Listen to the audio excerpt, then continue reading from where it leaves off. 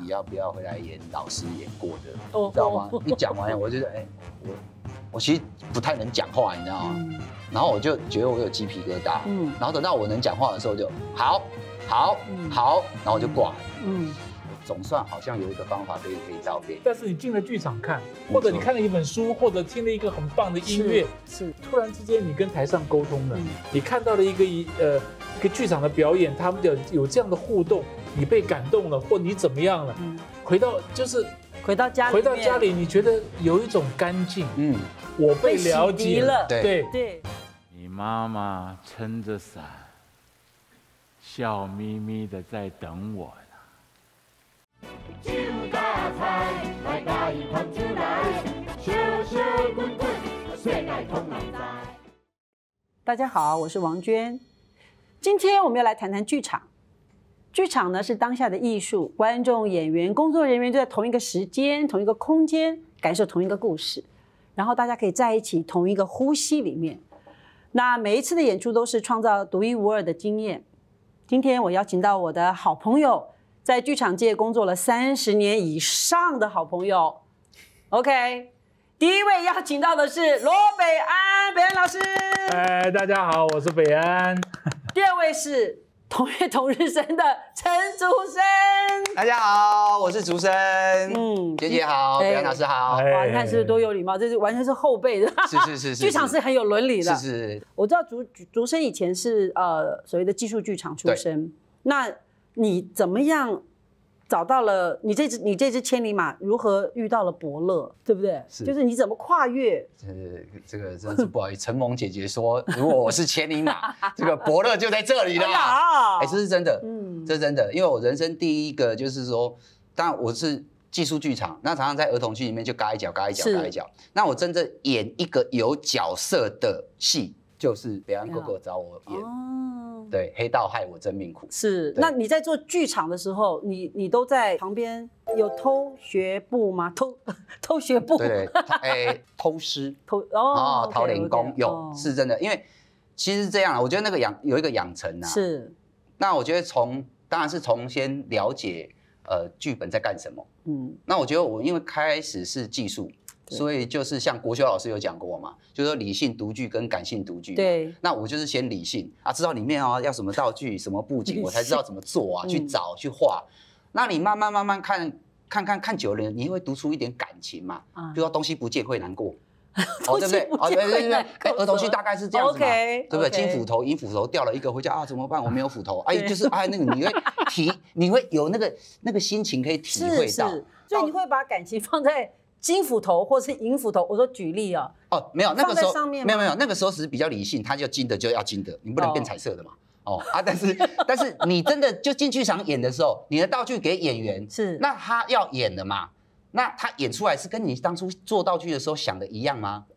比方说你会拿，比方说斧头这件事情，对，称不称手，重不重，对，会不会太大或太小，根据演员的比例来调整。对，那你从理性这件事情就会回到他的表演身上，那跟你当初你在做这个道具，你想象这个演员演的时候是跟你想的一样吗？他在悲伤的程度或干嘛，就是你会去想象他的表演跟你想象一样吗？慢慢你才会觉得，表演这件事很有趣。不过刚刚娟姐讲的是我觉得我大部分的表演就是站在荧幕看你们那时候在表演。我们吗？对呀，就是绿光的时候。是哦，就刚刚北安刚回来的时候成立的那个时候。观众朋友一定不知道，就是早期娟姐这个怎样很多演出我到处都可以看到娟姐，所以就是你知道吗？你们就是哥哥姐姐辈在台上演，我在荧幕看，我就会觉得你有看过剧本吗？原来你们可以演成这样哦！我读的时候没有这么情感的转折这么多，这么细腻什么的。结果你们在演的时候说，怎么可以？原来是这样。OK， 原来是事情有这么严重。或者是说我们看文本的时候，还没有参与到演员的创作、角色创造的部分，等到演出的时候，它就被发展了。对，就变跟文本不太一样的状态，可以这样讲吗？可以这样讲。所以我就觉得我的表演的累积是慢慢的啦，从那个技术做中学，然后在荧幕旁边看前辈们演，然后慢慢有一些问题出现了，你会好奇。OK， 那太棒了。我有他可以问，就有老师。对啊，他是 Pro 的啊。我每天都会看到北安大哥啊，大家都叫他老师啊。我因为从小就没大没小跟他，所以我就会什么就会北安，我有听到那个是什么？那到底是什么？是关于表演吗？对。比如说其实他15岁，对，就在我们就认识啊。我刚回来那时候，对，没错。那这就回到北安这边哈，就说我们都是艺术学院时代，就是在学校学表演一段时光，我们上5年嘛，然后你就离开了台湾，去美国念书学表演。对，你自己讲说是什么叫开眼界？我不太懂，就是那个跨越跟差异是什么？其实我们在读书时代，我们那是在一个资讯非常封闭的年代。而且我71年进来，你73年进来，看的朋友可能要数指头要数一下。对，就我是1982年进学校，他是1984年进学校。我们那个时候没有电脑，没有手机，什么都没有，就是杂志。没错然后那时候资讯非常的封闭。我第一次听到音乐剧这个东西是在大4的时候，一个那个国外的美国老师来教灯光然后他给我们听了一个录音带，叫做 Little Fox， 叫做小狐狸，然后里面有唱歌有跳舞，因为我们要设计那个 Little Fox 的那个小狐狸的那个灯光，OK， 所以他就给我们听，然后剧本，然后我一听里面有讲话，有唱歌，然后老师跟我们讲解的，那时候没有影像，没错，就是有唱歌，然后据说还有跳舞，然后又是戏剧。我说这是什么东西？老师说是 musical， 叫做音乐剧。我说我那时候你看那个资讯多封闭，对那我大4的时候，天差地别跟现在哈。对，然后出国之后，因为我4年嘛，我有2年在纽约市。你知道纽约市就是 Broadway， 然后看到的无数的音乐剧或者是歌舞剧。你在纽约逛街，你都看到街头表演。都是养分，都是养分。不要说 Central Park， 在纽约的礼拜六、礼拜天的黄昏，那个 Washington Square 广场，它是个公园，华盛顿公园。OK。在那个边就是有一个 fountain， 就是一个喷泉，都是表演，然后不要钱的，你说就是坐在那边看，有人讲 stand up comedy， 就是一个人讲笑话，有人溜冰，有人干嘛，有人打鼓，然后有人唱歌，好多元哦。对，就是那时候我就有一个想法说，小心艺术就在你身边。以前小时候是小心匪谍在，对，我说在纽约市就是小心。艺术就在你身边，你走在街头，就是无所不在，你就在那个氛围里面，哇，真的是我有一年暑假还跑到那个伦敦去，或者是那个莎士比亚故乡 Stratford upon Avon， 我又从另外一边，然后看我在那边读了读美国的书，以及在台湾，我觉得它会是另外一种，不要说我眼界宽了怎么样，不是，而是用另外一种角度去看我们的生活，所以这跟我后来的创作其实是有很大的关联。就是你演一个角色，不是只有一个标准答案啊。对，你可以有不同的角度去看这个角色。你来演，我来演，或者金士杰来演，或李立群来演，或者我们喜欢的顾宝明宝哥来演，然后都是不同的，所以那个角度对我来说是，就艺术存在着各种可能性，对不对？就不会是我们或许原来被限制住说标准答案，对，没有标准答案这件事情存在，突然被解放了。对，那北安你的第一个歌舞剧是什么？音乐剧？如果说是0号的话，就是站在屋顶上唱歌，但是那个是一个好玩，就是我那时候刚回来嘛，跟你演完了一个那个奥赛罗之后，我就做了这个小的东西。我在纽约是看了太多的音乐，因为好了，应该这样讲，我以前打篮球的，我肢体还不错，我唱过摇滚乐，我喜欢音乐，肢体，音乐，再加上我后来读的北艺大国立的表演戏剧，所以音乐歌舞剧嘛，变成三股绑在一起，对，三股绑在一起。后来又到纽约去，然后看了很多的这方面的反正资讯，得到很多资讯，回来就想做啊，总想试一下，说，台湾没有人做，我讲说我这么喜欢，现在很多人做，对，那时候真的没有人做。那对，1993年，我92年了，那个布景是我做的，对，那是他做的。然后我演出的时候是音效执行，哇，还是卷录音带的年代哦。对，多功能多功能，这讲起来感觉好像是也是上一个世纪了，说实话，都上世纪。他做过 follow， 就是打那个 follow spot， 这个打过姐姐的 follow， 对，做过音效，做过布景，做过道具，他是做过 crew， 什么换布景，他都做过。因为以前大家都是这样，不是吗？什么都要会。姐姐你们也有啊？我们其实做演员还要搬道具。对啊，大家以前都是啊，都是铺地板，其实能够做。女生当男生，男生当畜生，男生当畜生，畜生都往生了嘛。对，对，就是这样子。那时候一个人当好几，因为我自己当编剧也当导演，对，那他是反正什么都做。然后你也演员搬道具啊，都做，因为有时候拆台都帮忙，要做啊。现在我们后来分工是演员不做啦，对，在比较早的时候是因为剧场就是大家一视同仁，对，全部都要做，对，没有人可以控手，没错，没有说你是演员你就不做，对，现在就比较专业分工了。我觉得年代不同啦，我觉得年代跟资源跟所有东西条件不同，而且以前演出的时候，大家都会在那个荧幕还有那个大幕旁看今天有多少人，有没有？因为以前说实在，社会上看戏的那个气氛没有那么对，不然就看外台戏不用钱嘛，对啊，进剧场看戏是一个很特殊的经验，很特殊的，你需要花一笔钱才能够看到一些人演出，然后这些人你可能认识，可能不认识，他想说我为什么要做这件事？对，我看电影也不用花这么多钱。其实我觉得我们现在是幸福，因为走过很长一段时间了，看戏的人多了，然后也不一样的观众也进剧场了。我觉得这件事情是很美的，对，然后可以流动的，就是没有局限在 A 看电影的不看别的都看，然后演员也是互相流动。而且现在的经过20-30年，台湾的剧场环境不再只是大团了，有很多各种不同形态的小团，我觉得这是最棒的，而且是百花齐。我觉得这件事情很美，就是不要只有某一种剧团才值得留下来，是各种类型的剧团都可以被看见。那关于传承这件事情，我觉得竹生有一个很动人的故事，就是那个木工，清明时节守墓人，对这件事情，你可以说一下吗？因为是这样啊，我能够我今天会做这个行业啊，跟艺术有点关系。其实人生很重要的是碰到一个好老师。我本来是学美术、学雕塑的，那我的雕塑老师是台湾很有名的雕塑家，叫李良仁老师。是，那他就是我们的英明神武的李美国老师的亲大哥这样。也是因为这样，所以良仁老师就带着我进剧场，是就跟美国大哥一起工作。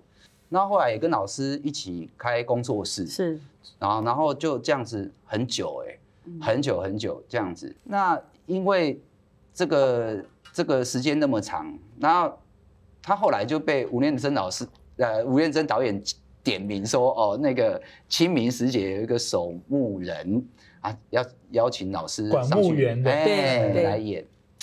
可是后来老师过世的时候，这个戏要重演，然后他没在想说人间条件4。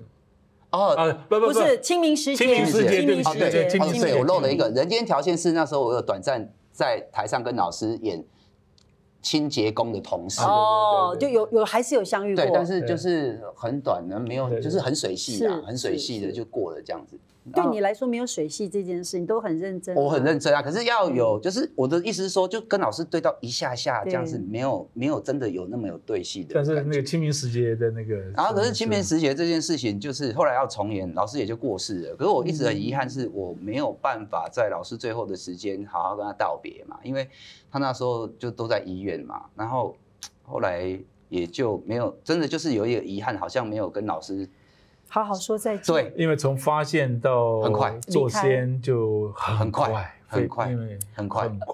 命好，对，命很好，不受苦。对，后来其实我对离别这种事很不会处理。你外表要看他嘻嘻哈哈，可是我自己知道，说我大概心里面这个事情好像又有点难。我从小到大都是这样，就是我的长辈、亲人、好朋友，不管什么，就是分别焦虑症。对，有一点这样。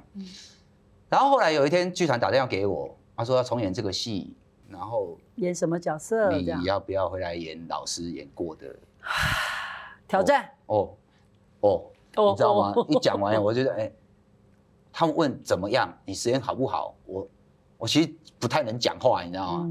然后我就觉得我有鸡皮疙瘩，然后等到我能讲话的时候就好，然后我就挂了，然后我就觉得好，这个感谢老天爷，因为我知道我这样有一个时间可以跟我总算好像有一个方法可以道别，因为对我来说，我马上就可以想象演员我们参与一个制作从头到尾是怎样，那我应该可以在这个过程里面好好跟你说再见。所以在那所有的那个在演出过程，演员在准备还没有上场的时间，我几乎都在哭，没有了，快要，我都会想到跟他相处的每一段，你很深情啊，就是你知道吗？有当下选工你学生的时候，有时候想到，那时候刚停课，还没有真的出社会，还没当兵，老师叫我来剧团，然后到我退伍，到每一个时期，真的很疼爱你，对他很疼我，就等于是像你知道跟他干，对，就放在。你知道，就放在口袋里的宝石，因为他就一直带在身边。他对我来说，就像哥哥、爸爸，又像老师，就是他没有那么严肃。对，他可爱多了，很可爱。他这样讲是不是有批判到某个人？没有这个意思。他后来啊，我就是后来跟他一起在剧场工作啊，大家都年纪渐了，我也长大，他也比较年长一点。我说有一天老师弟都跟他老顽童他就是一个老顽童，越老越活泼，越松啦，还越松。我有去看人六嘛，然后我知道你是躺着转，躺着演呐。对，躺着演。我有2场戏，一场是躺着的，一场是就是演一个重度中风，是的，然后躺了好几年，对，然后突然之间起来了，最后跟儿子发生一段戏，那个《人间条例6》给我的那个角色令我印象深刻。那个对，那个很难受。对，其实也是。怎么讲？你自己的那个吗？我跟我爸爸的一种，就是你跟李良仁老师的一种说再见的方式。人间条件6也是一样，就是我用了那个东西，然后作为我跟我爸爸之间的 remedy， 叫做不是和解，不是吵架的和解，而是那种互相之间爸算理解。理解，对，因为。你知道我爸是民国6年生的，他差一点是清朝的人。对，你爸是老爸爸，我知道。对，他是那种传统教育，又是黄埔军校的那种，跟我们之间的关系是不像我跟我儿子之间说，你就爸，我见到就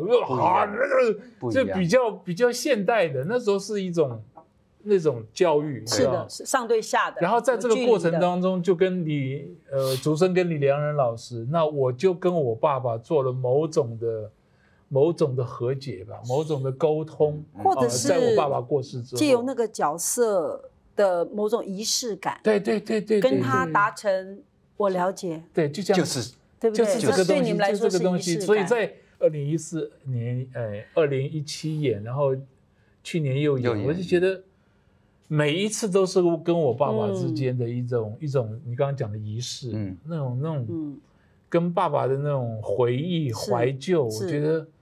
借由戏剧，不是观众，我懂。我们当然演员是跟导演是第一个观众，不，应该说编剧是第一个观众，是，他写的，对。那我们是另外一个 link，另外一个环节，就是那个对。然后你一定要有所感觉，观众才会有感觉。是的。所以其实有时候我在看我自己在这个排练。然后演出的过程中，我自己也当观众，就是看到我跟我父亲然后虽然是我跟吴世伟在演，我是父亲他是，但是我回头我也看到你跟父亲的那种感觉，就像你跟李良仁老师，就像好美。其实每一个演员都一样，都在用他的生活经验。演母亲，其实在回望我跟母亲的关系。对，我演女儿，我也在看这件事。对，然后你演妈妈、演爸爸的时候，你也是。我既是我爸爸的儿子，又是我儿子的爸爸，而且这很妙哦。就是我们剧场会一场又一场演，然后或者是隔一段时间又重演，对不对？对。然后我们就会有刚开始演是一种治疗，是一种那个自我修复。对，对，更多这4个字太好了，自我修复。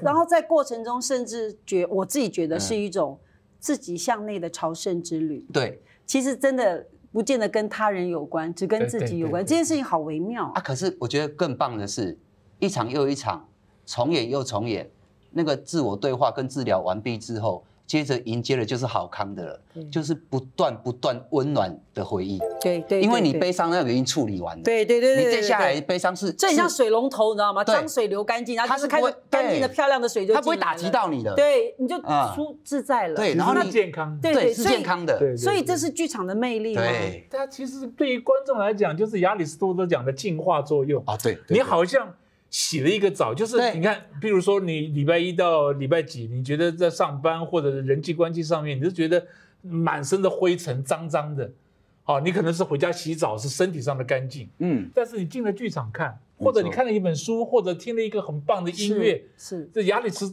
多德讲的那种净化，就是突然之间你跟台上沟通了，你看到了一个剧场的表演，他们有这样的互动。你被感动了，或你怎么样了？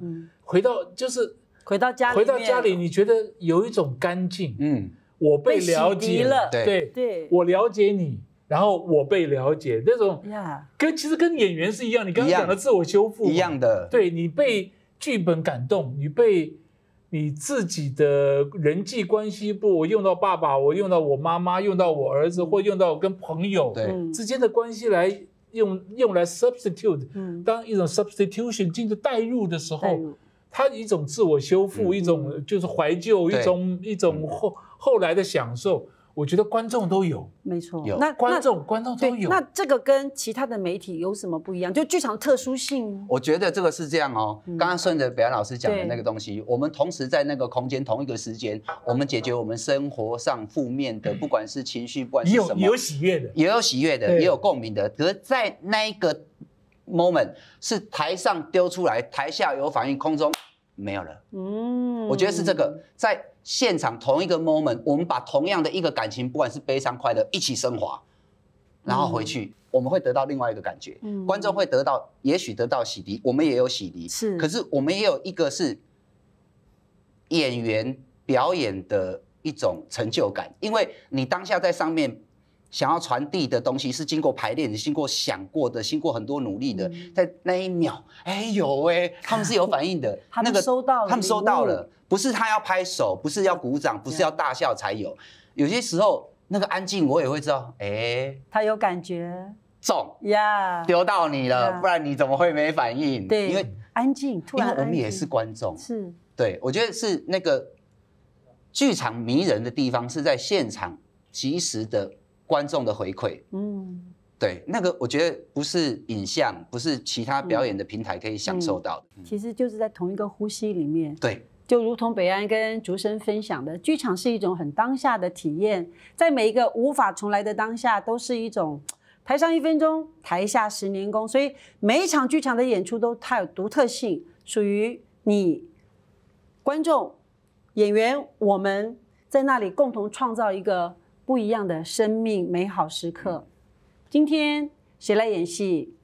圆桌对谈，我是王娟，我们下次见。谢谢北安，谢谢。